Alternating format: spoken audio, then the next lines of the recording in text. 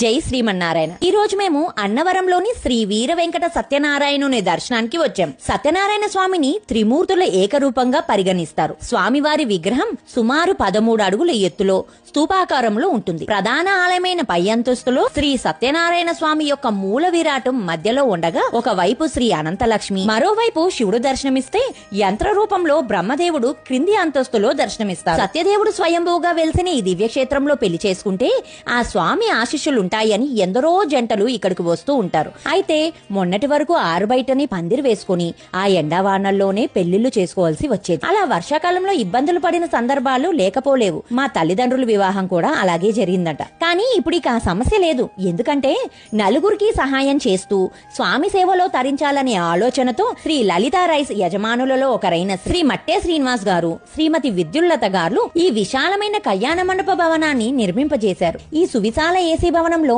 ఒకేసారి 12 జంటల కళ్యాణం జరుపుకోవడానికి ఉచితంగా ఏర్పాట్లు చేశారు. ప్రతి వేదిక వద్ద 100 నుంచి 200 మంది వరకు బంధువులు హాజరవ్వగలిగే అవకాశం ఉంది.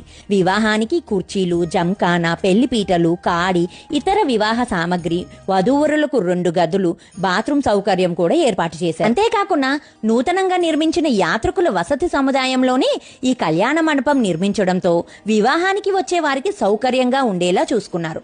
ఈ ఏర్పాట్లన్నీ పూర్తి ఉచితంగా కేవలం సేవాభావంతో శ్రీ లలితా రైస్ వారు దేవస్థానం వారి సహకారంతో భక్తులకు అందిస్తున్నారు. అందుకు వారు ధన్యులు. చూసారా అండి, ఈ ఏసీ కళ్యాణ మండపంలో మండు టెండల్లో కూడా ఎంత హాయిగా ఆనందంగా పెళ్లిళ్లు జరుపుకోగలుగుతున్నారో. దయచేసి ఈ వీడియోని నలుగురికి షేర్ చేయండి. తద్వారా ఆ స్వామి సమక్షంలో ఉచితంగా లభించే ఈ సదవకాశాన్ని ఎందరో ఉపయోగించుకోగలుగుతారు. జై శ్రీమన్నారాయణ. మీ కవిత.